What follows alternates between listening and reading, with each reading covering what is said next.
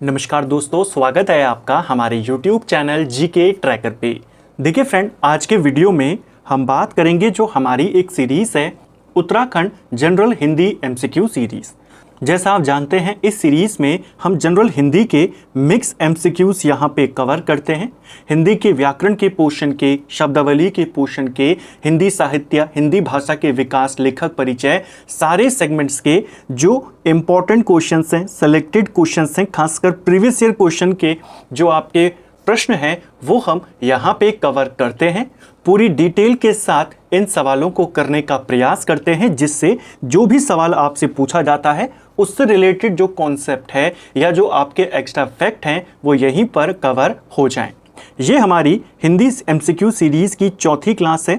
अगर आपने इससे पहले की हमारी क्लासेस को नहीं देखा है तो आप उनको प्लेलिस्ट में जाके देख सकते हैं। साथ में एक और बात, जैसे मैंने आपको कहा कि शब्द परिचय या शब्दावली को लेकर के या शब्द भंडार के जो सवाल होते हैं हमारी इस सीरीज़ में, वो ज़्यादातर प्रीवियस ईयर क्वेश्चंस होते हैं। प्रीवियस ईयर क्वेश्चंस के उत्तराखंड में जो आपसे सवाल पूछे गए हैं, चाहे वो कंप्यूटर से रिलेटेड हो, चाहे वो हिंदी के हों, चाहे वो GS के हों, 2023 के बाद जितने भी सवाल आपसे उत्तराखंड में पूछे गए हैं, इन तीनों के अलग अलग मास्टर वीडियो बने हुए हैं। प्लेलिस्ट से आप उनको देख सकते हैं। साथ ही बहुत जल्द उत्तराखंड के जो सवाल आपसे पूछे गए हैं उसका एक मास्टर वीडियो आपको चैनल पर देखने को मिलेगा। तो चलिए दोस्तों, आज के वीडियो को शुरू करते हैं। आज का हमारा पहला सवाल है, चांद का मुंह टेढ़ा काव्य संग्रह के रचनाकार कौन है? देखिए, चांद का मुंह टेढ़ा यह जो रचना है, यह प्रसिद्ध रचना है गजानंद माधव मुक्तिबोध की, जिन्हें शॉर्ट में मुक्तिबोध के नाम से जाना जाता है। ऑप्शन ए सही आंसर होगा। जो हिंदी साहित्य के लेखक दिए गए हैं आपको सिलेबस में, उनमें इनका नाम भी है। इनकी काफ़ी फेमस रचना है चांद का मुंह टेढ़ा। किस प्रकार की रचना है? तो उनका एक काव्य संग्रह है। ठीक है, इसके अलावा इनका एक और काव्य संग्रह है जिसका नाम है भूरी भूरी खाक धूल। ये किसका काव्य संग्रह है? इन्हीं का है। ठीक है, इनकी जो एक फेमस कविता है जिसका नाम है सहर्ष स्वीकारा है। एक सवाल भी आया है पेपर में, ये कविता किसकी है? सहर्ष स्वीकारा है, इन्हीं मुक्तिबोध की है। यह रचना किस काव्य संग्रह में संकलित है? इसी भूरी भूरी खाक धूल में संकलित है। ठीक है, इसके अलावा इनकी और इंपॉर्टेंट कविताएं हैं, जैसे सूखे कठोर, नंगे पहाड़, क्रांति, लाल सलाम। ये सारी कविताएं किसकी हैं? इन्हीं की हैं। चंबल की घाटी, एक नीली आग, ब्रह्म राक्षस, ये सारी रचनाएं किसकी हैं? गजानंद माधव मुक्तिबोध की हैं। ठीक है, अगला, निम्न में से मिश्र वाक्य कौन सा है? तो इनमें से आपने मिश्र वाक्य बताना है।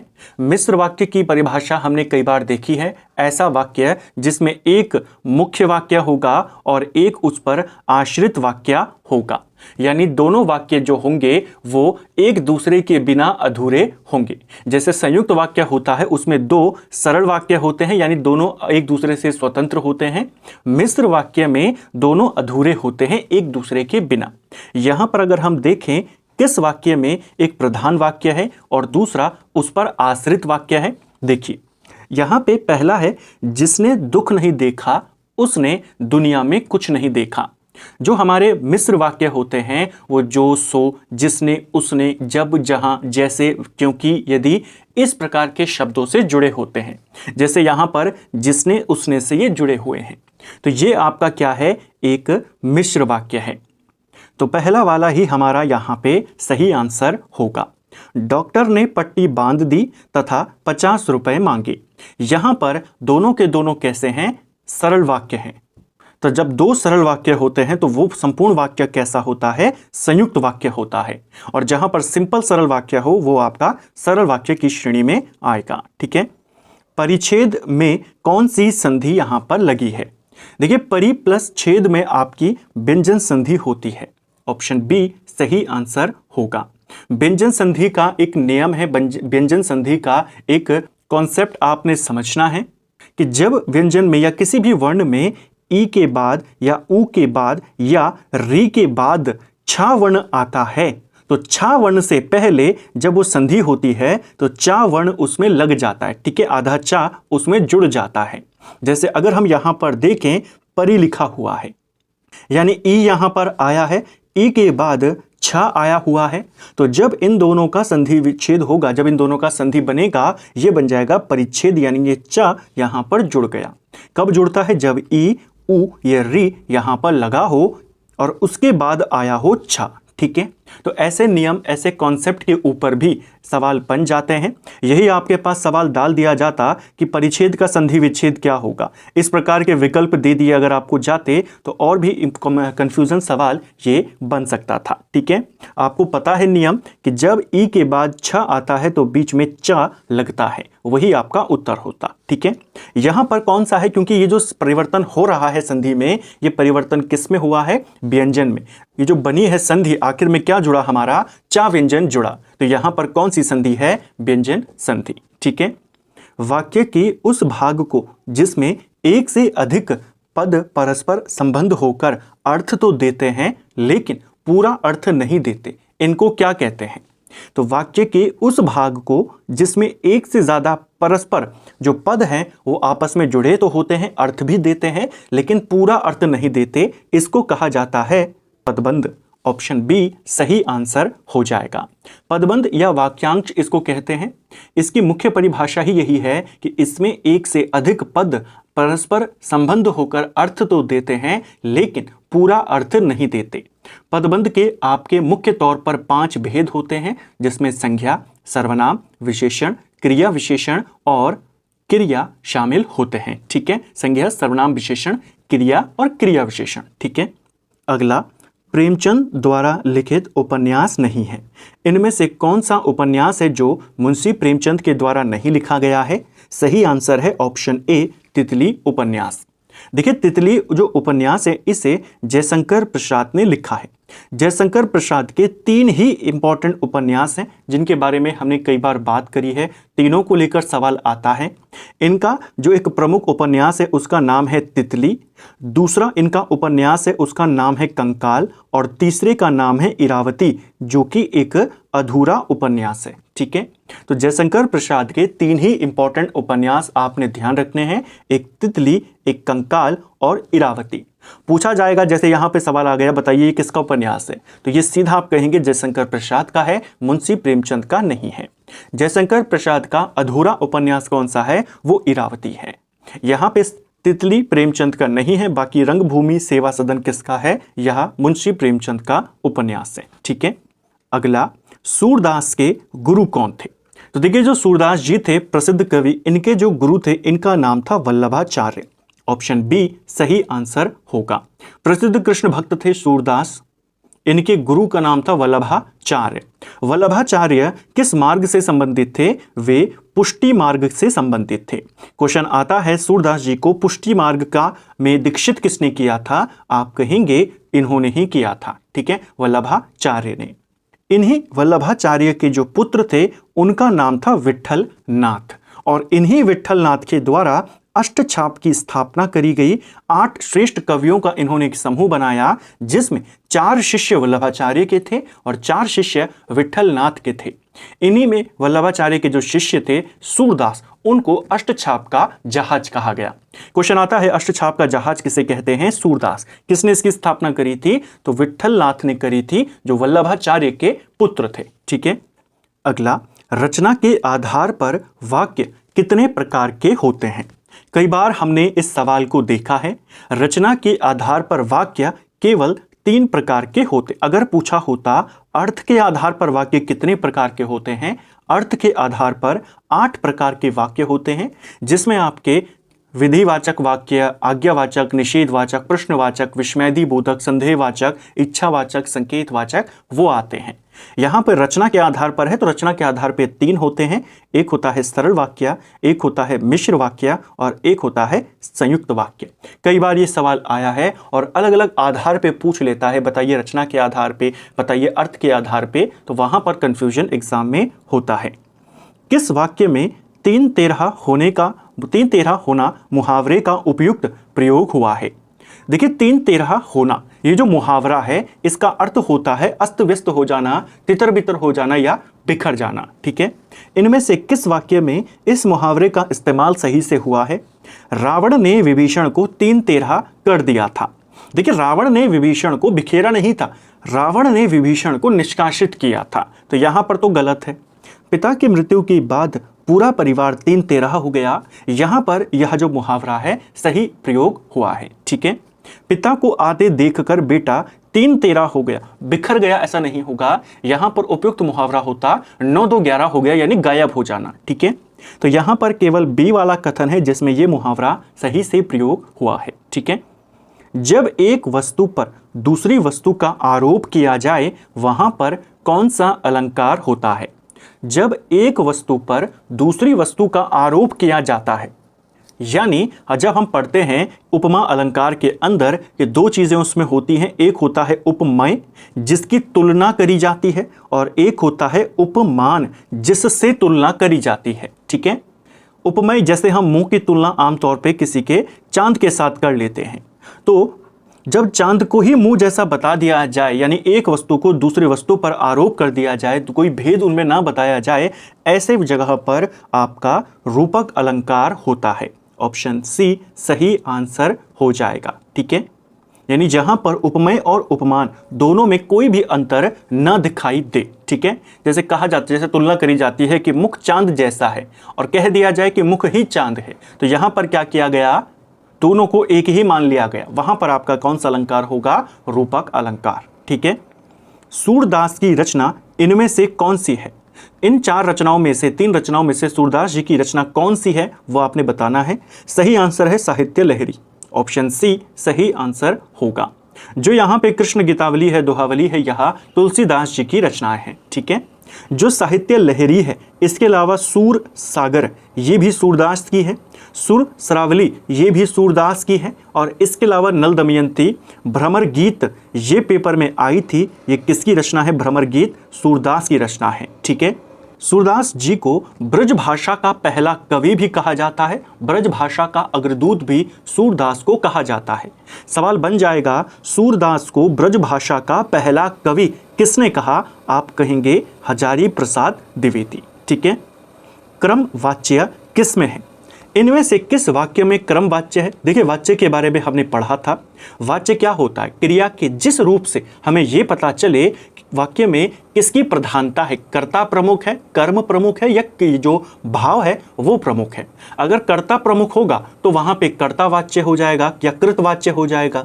अगर कर्म प्रमुख होगा या कर्म की प्रधानता होगी तो वहां पे कर्म वाच्य हो जाएगा, और अगर भावनाओं की प्रमुखता होगी तो वहां पर भाव वाच्य होगा। यहां पर कौन सा है आपने बताना है, क्रम वाच्य। देखिए, पहला है आम खाया जाता है। आम खाया जाता है यहां पर, तो इस वाक्य में प्रमुख कौन है? किस पर फर्क यहां पर फल पड़ रहा है, किस पर असर पड़ रहा है? क्रिया का, जो खाने की क्रिया है उसका असर पड़ रहा है कर्म पर, यानी कि आम पर। यह आपका क्रम वाच्य है। लड़का खाता है, खाने की क्रिया का असर किस पे पड़ रहा है? लड़के के ऊपर पड़ रहा है। लड़का कौन हो गया? कर्ता हो गया, तो यह कृत वाच्य हो गया। धूप में चला नहीं जाता, यहां पर ना तो कर्ता की प्रधानता है ना कर्म की, यहां पर भाव की प्रधानता है, तो ये वाला कैसा है? भाव वाच्य। ठीक है, आपसे क्रम वाच्य पूछा था, ऑप्शन ए। अगला, संक्षेपण का गुण नहीं है। संक्षेपण को लेकर के भी आपसे कई बार सवाल पूछे गए हैं। संक्षेपण जो होता है वो मूल पाठ का कितना होना चाहिए, ये भी पूछा गया है। संक्षेपण किसी भी, अगर हम किसी भी पैराग्राफ को संक्षिप्त में लिखते हैं, वो मूल पाठ का आमतौर पे 1/3 होना चाहिए। यानी अगर आपके पास कोई 3 लाइनें हैं, उसे अगर आपने उसका संक्षेपण लिखना है, संक्षिप्त में लिखना है, तो 1 लाइन में उन 3 लाइनों का सार आपको लिखना होगा। वो अच्छा संक्षेपण या अच्छा संक्षिप्त वर्जन माना जाता है। ठीक है, तो संक्षेपण में क्या नहीं होना चाहिए? संक्षेपण में अलंकृत भाषा की आवश्यकता नहीं होती। ऑप्शन ए सही आंसर होगा। संक्षिप्तता होनी चाहिए, यानी वो 1/3 के अंतर्गत होना चाहिए, और पूर्णता होनी चाहिए। ऐसा नहीं होना चाहिए कि आपने कम शब्दों में या कम लाइनों में उसको समेटने की कोशिश करने पर पूर्ण जो अर्थ है उसका वो प्रदर्शित ना हो रहा हो। ठीक है, समर्थ को नहीं दोष गुसाई लोकोक्ति से क्या तात्पर्य है? देखिए, समर्थ को ना ही दोष गुसाई। समर्थ यानी जो सामर्थ्यवान है या जिसके पास पावर है, जो शक्तिशाली है, उस पर कोई आरोप नहीं लगाया जा सकता, उस पर कोई दोष नहीं लगाया जा सकता। उसके जो अवगुण भी होते हैं, दोष भी होते हैं, वो भी गुणों के समान ही माने जाते हैं। जो शक्तिशाली होता है, प्रभावशाली होता है, या जो सामर्थ्य होता है। ठीक है, यानी जो बड़े आदमी हैं इन पर कोई दोष नहीं लगाता। ऑप्शन ए सही उत्तर होगा। ये जो लोकोक्ति है, समर्थ को नहीं दोष गुसाई, यानी शक्तिशाली व्यक्ति को दोष नहीं दिया जा सकता या सामर्थ्य व्यक्ति को दोष नहीं दे सकते। इसका दूसरा अर्थ भी यही है कि जो सामर्थ्य है उसमें कोई दोष नहीं होता, उसके दोषों को भी नजरअंदाज कर सकते हैं। ठीक है, भाववाच्य कौन सा है? अभी हमने वाच्य ऊपर पूरे पढ़े, इनमें से भाववाच्य कौन सा हो जाएगा? उससे बैठा नहीं जाता। ऑप्शन सी सही उत्तर होगा। सम्मुख का विपरीत आर्थक शब्द कौन सा है?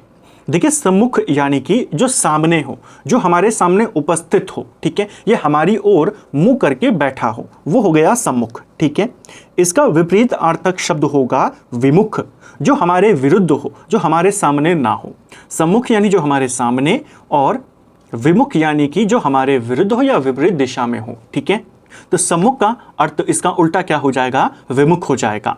दुर्मुख की बात करते हैं, जिसका मुख बुरा हो उसे कहते हैं दुर्मुख, और सुमुख जिसका मुंह सुंदर हो। ठीक है, अपभ्रंश का वाल्मीकि एवं अपभ्रंश का प्रथम महाकवि किसे कहा जाता है? देखिए, अपभ्रंश का वाल्मीकि या अपभ्रंश का महाकवि ये माना जाता है किसे? ये माना जाता है स्वयंभू को। ऑप्शन बी सही आंसर हो जाएगा। ठीक है, दो तीन चीजें आपने हिंदी साहित्य को लेकर के ध्यान रखनी है।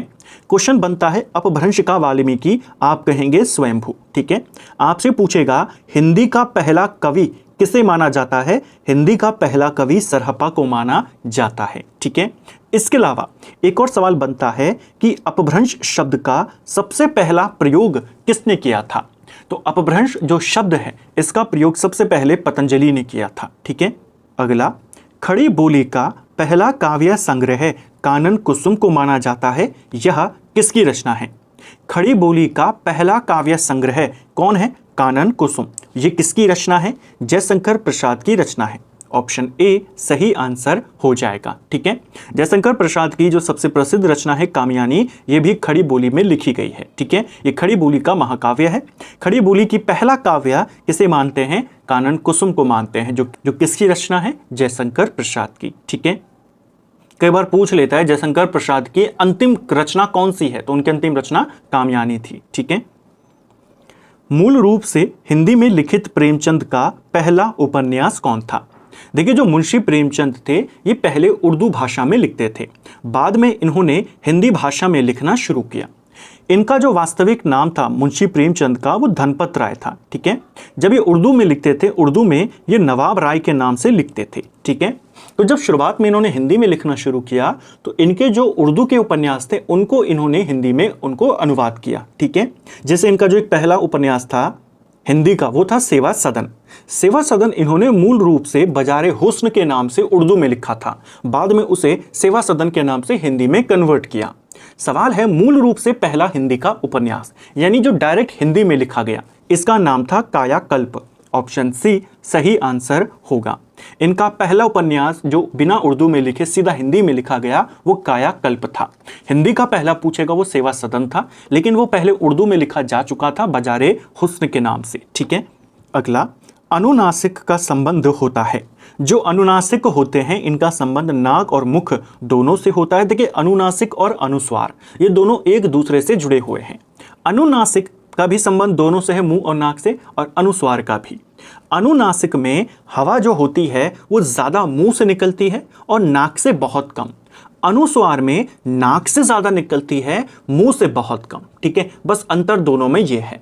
तो अनुनासिक में क्या है? नासिक से यानी नाक से हवा कम निकलती है, और अनुस्वार में नाक से हवा ज़्यादा निकलती है, मुंह से कम आती है। ठीक है, दूसरा भी होता है जिसका नाम है निर्नुनासिक। उसमें केवल मुंह से हवा आती है, यानी मुंह से जिन वर्णों का उच्चारण होता है केवल मुंह से, नाक का उसमें कोई रोल नहीं होता, वो निर्नुनासिक। जिसमें दोनों से हवा आए वो अनुस्वार और अनुनासिक। अनुनासिक वो जिसमें नाक से कम और मुंह से ज़्यादा आए, यानी उच्चारण करते समय मुंह का ज़्यादा प्रयोग हो, नाक का कम। और अनुस्वार वो जिसमें नाक का ज़्यादा इस्तेमाल हो, मुंह का कम। ठीक है, शुद्ध शब्द इनमें से कौन सा है? इनमें से शुद्ध शब्द आपने बताना है। अनधिकार शब्द जो होता है वो इस तरीके से लिखा जाता है। ऑप्शन सी सही उत्तर हो जाएगा। ठीक है, कई बार ये वर्तनी पूछी गई है एग्जाम में कि इसका सही रूप क्या होगा, इसका शुद्ध वर्जन क्या होगा, तो इसको भी आपने ध्यान रखना है। तो फ्रेंड्स, ये था हमारा आज का वीडियो जिसमें हमने हिंदी के 20 इम्पोर्टेंट सवालों को देखा। हमने इसमें वाच्य से जुड़े सवाल देखे, हिंदी साहित्य के सवाल देखे, हिंदी लेखक परिचय के सवाल देखे, व्याकरण के सवाल देखे, कई सारे इम्पोर्टेंट जो कॉन्सेप्ट थे उनको समझने का प्रयास किया। उम्मीद करता हूँ आपको आज का वीडियो पसंद आया होगा। अगर आपको ये वीडियो पसंद आई है तो वीडियो को लाइक करें, चैनल पर नए हैं चैनल को सब्सक्राइब करें, अपने दोस्तों के साथ शेयर करें। वीडियो आपको कैसा लगा कमेंट बॉक्स में हमें ज़रूर बताएं। Thank you friends.